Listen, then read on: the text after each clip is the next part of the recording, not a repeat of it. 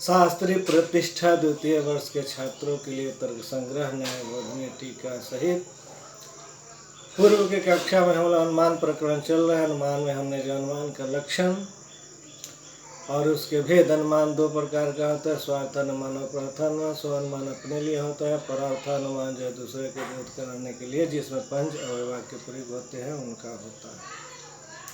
इन पंच अवयवाक्यों का प्रयोग जो हो जिसमें होता है वो है पंच अवयवाक्य, जिसमें प्रयोग होता है वो परार्थानुमान होता है। अब जो है अनुमान का मापक हेतु जो लिंग वो तीन प्रकार का होता है, अन्वय व्यतिरेकी, केवलान्वय, केवल व्यतिरेकी। अन्वय व्यतिरेकी, केवलान्वय, केवल व्यतिरेकी। अब उसी को ग्रंथकार ने अपने शब्दों में कहा है कि लिंगम त्रिविधम अन्वय व्यतिरेकी, केवलान्वय, केवल व्यतिरेकी चेति। अन्वयेन व्यतिरेकेन च व्याप्तिम अन्वय व्यतिरेकता भानु साधे धूमत्व यत्र धूम तत्र अग्न्यथा महानसं यत्तेन व्याप्ति यत्र वाणी नास्ति तत्र धूमोऽपि नास्ति यथा हलद इति व्यतिरेक व्याप्ति। कहा है कि अन्वयेन व्यतिरेकेन च व्याप्तिम मत अन्वय व्यतिरेकी ही, जहाँ अन्वय से और व्यतिरेक से व्याप्ति बन जाए उसे अन्वय व्यतिरेकी कहते हैं। अन्वय का शब्द है कि जो साध्य का सहायक है, जो अनुकूल है, और व्यतिरेक जहाँ उसका अभाव है। व्यतिरेक शब्द का अर्थ हुआ कि जहाँ जिसका अभाव है उसका अनुमान हम करते हैं। तो अन्वय न व्यतिरेकी न, इस अन्वय मतलब प्रस्तुति से और अभाव से, भाव और अभाव दोनों के संयोग से जहाँ पर व्याप्ति बनती है उसको अन्वय व्यतिरेकी कहते हैं।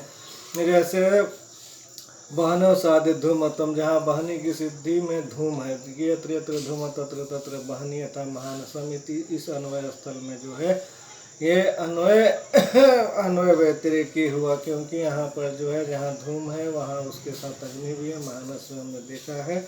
और व्यतिरेक वो हुआ जहाँ उसका भाव होता है, यत्र धूम तत्र अग्नि यथा महानस तीनों व्याप्ति, जहाँ धूम है वहाँ अग्नि है, इस प्रकार का महानस रसोई घर में अन्वय व्याप्ति होगी।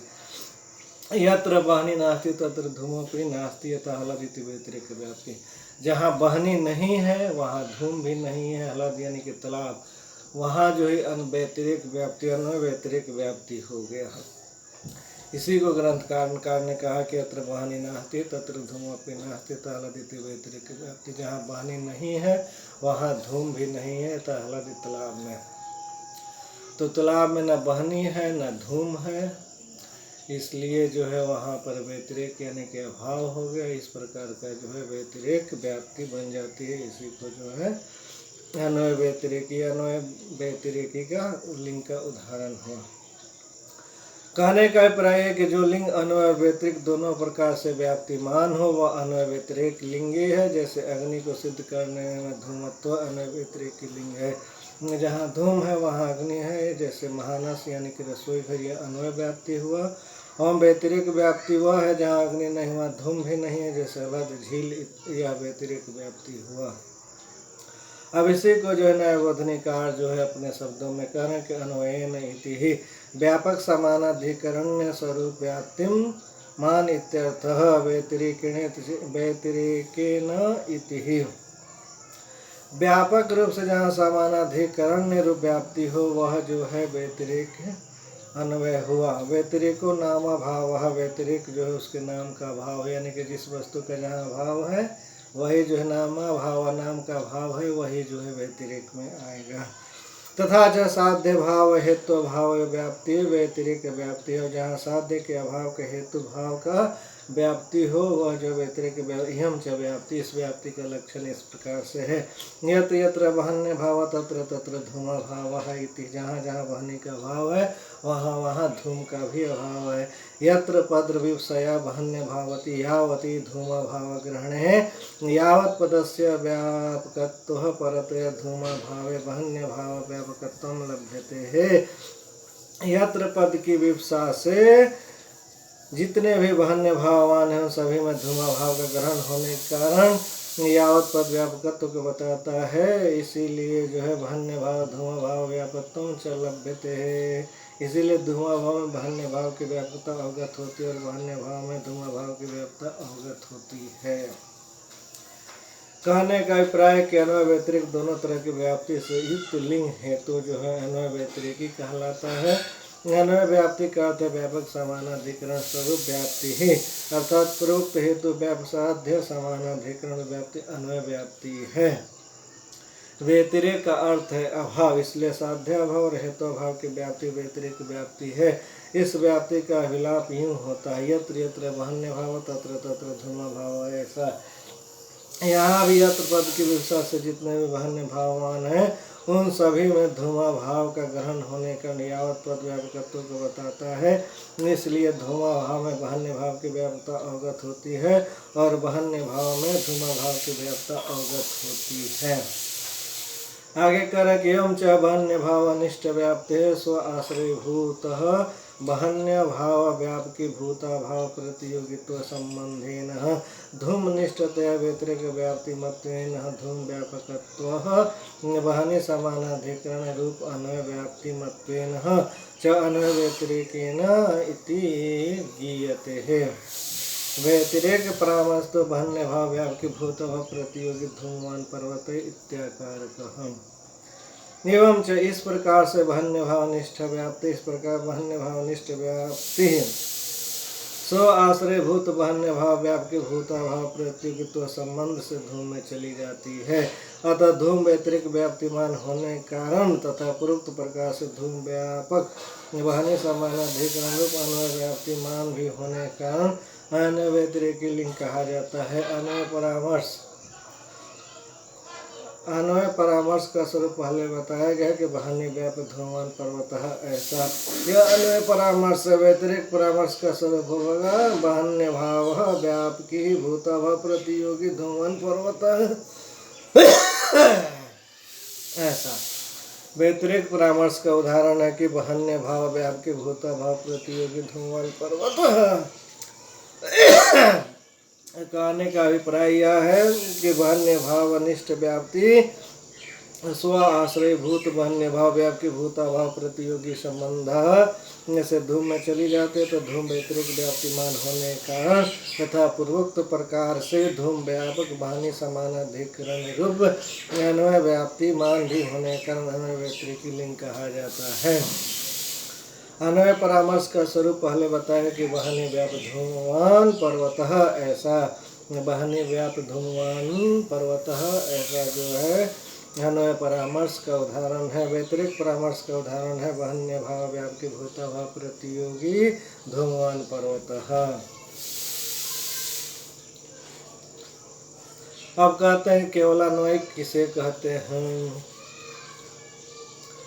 केवलान्वय अनुमान किसे कहते हैं, तो उसका कहते हैं कि अन्वय मात्र व्याप्तिकम केवलान्वय ही। अन्वय मात्र का जहाँ व्याप्ति बन जाए, अन्वय मात्र से जहाँ व्याप्ति बन जाए उसे केवलान्वयी कहते हैं। जहाँ केवल अन्वय व्याप्ति हो लिंग केवलान्वय कहा जाता है। यथा घटो अभिधेय परमेयत्वात् पटवत, घट अभिधेय परमेयत्वात् परमेयत्व के होने से जैसे पट है। अतः परमेयत्व अभिधेयत्व व्यतिरिक्त व्याप्ति नास्ति ही। यहाँ पर जो है परमेयत्व अभिधेयत्व का दिन दोनों का व्यतिरिक्त व्याप्ति यहाँ पर नहीं है। सर्वस्यापि सभी जो सर्वस्यापि परमेयत्वात् अभिधेयत्वाच्च, जो कि सभी स्थलों पर में तो अभिधेयत्व स्वयं में प्रथम से है। कहने का अभिप्राय यही है कि जहाँ केवल अन्वय व्याप्ति व लिंग केवलान्वय कहा जाता है। जैसे घटो विधेय परमेयत्वात्, अर्थात घट शब्द द्वारा वाच्य है क्योंकि वहाँ परमा के यथार्थ ज्ञान का विषय है। यहाँ जो परमेय है वह अविधेय है। ऐसी अन्वय व्याप्ति तो है ही, किंतु जहाँ अविधेयत्व तो नहीं है वहाँ परमेयत्व भी नहीं है। ऐसे परमेयत्व अविधेयत्व की व्यतिरिक्त व्याप्ति नहीं है क्योंकि संसार की सभी वस्तु परमेय है, अविधेय है। कहने का अभिप्राय यह है कि जहाँ अन्वय मात्र से व्याप्ति बन जाए उसे केवलान्वय कहते हैं। और उसका उदाहरण देते हैं कि घटो अविधेय परमेय, घट अविधेय परमेय तो परमेय के होने से। तो कह रहे हैं कि यहाँ तक परमेयत्व अविधेयत्व व्यतिरिक्त नास्ति, क्योंकि इन दोनों में जो है परमेयत्व में है और अविधेयत्व व्यतिरिक्त व्याप्ति नहीं है, क्योंकि संसार के सभी पदार्थ परमेयत्व अविधेयत्व स्वयं प्रथम पहले से ही है। इसलिए जो है इस प्रकार का उदाहरण जो है केवलान्वय के अंतर्गत आता है। अब इसी को न्यायबोधनिकार कहते हैं कि केवलान्वयेन लक्षणम आह, अन्वयन केवलान्वय का लक्षण कहते हैं।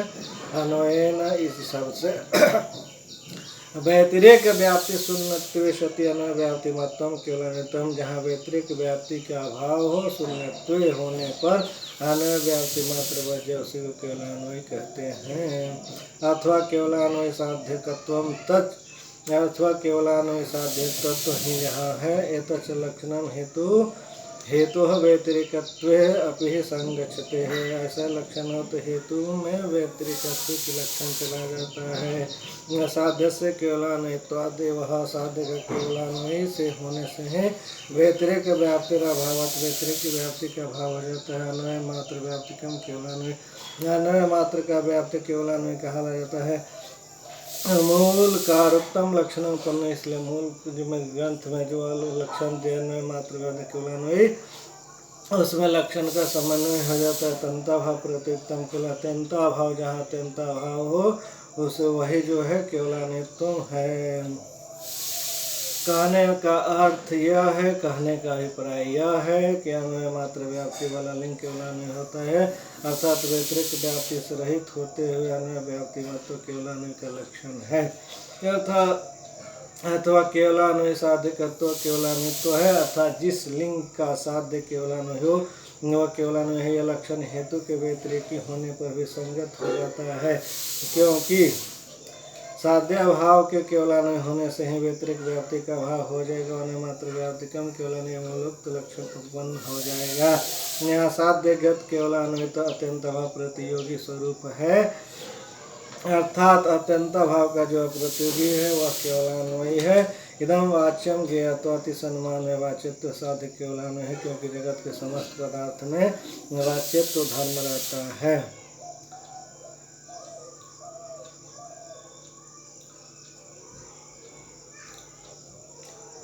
आगे कह रहे हैं कि न चतंतः प्रतियोगित्व रूप केवलान्वयिकत्वम आकाशाभावे संयोगाभावे च व्याप्तिवाच्यम, क्योंकि उक्त अत्यंतः प्रतियोगित्व रूप केवलान्वित के आकाशाभाव में तथा संयोगाभाव में अव्याप्ति हो जाए, क्योंकि आकाशाभाव आकाशाभावाभाव का प्रतियोगी होता है। एवं संयोगाभाव ही संयोगाभाव का प्रतियोगी ही होता है, ऐसी शंका नहीं करनी चाहिए। स्वविरोधी वृत्ति मत अत्यंत भाव प्रतियोगित्व से तदर्थत्वात्, क्योंकि अत्यंत भाव प्रतियोगित्व का अर्थ स्वविरोधी वृत्ति ही मत अत्यंत भाव प्रतियोगित्व है ही। तथा च अनेक जातीय संबंधेन सर्वत्र विद्यमानतम केवलान्वयत्वम् इति नव्याः। अब नव्य नैयायी कहते हैं कि गगनाभाव गगन रूप होने से वृत्तिमान अभाव नहीं है, कारण गगन अवृत्ति पदार्थ एवं संयोगाभाव संयोगाभाव का विरोधी नहीं, क्योंकि उसी वृक्ष में एक भाग में कभी का संयोगाभाव है और दूसरे भाग में संयोगाभावाभाव अर्थात कभी का संयोग भी है। इस प्रकार आकाशाभाव और संयोगाभाव दोनों ही केवलान्वय बन जाते हैं, क्योंकि स्वविरोधी वृत्तिमान अत्यंत भाव के दोनों ही अप्रतियोगी हैं। फिर कहने कि तथा च एक जातीय संबंधेन सर्वत्र विद्यमानत्वात् केवलान्वयत्वम् इति नव्याः। एवं एक जातीय संबंध से अर्थात स्वरूप संबंध से सर्वत्र विद्यमान रहना केवलान्वयत्व है, ये नव्य का लक्षण है। जितने भी केवलान्वय धर्म है सभी स्वरूप संबंध से सर्वत्र विद्यमान रहते हैं।